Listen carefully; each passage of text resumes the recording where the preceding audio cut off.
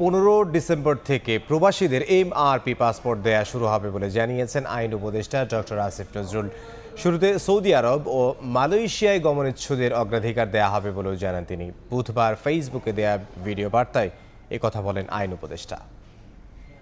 এই 15 ডিসেম্বর থেকে আপনারা এমআইপি পাসপোর্ট পাওয়া শুরু করবেন এবং পরবর্তী 3 সপ্তাহ থেকে 4 সপ্তাহের মধ্যে প্রত্যেকে যারা আবেদন করেছেন এমআরপি পাসপোর্ট পেয়ে যাবেন।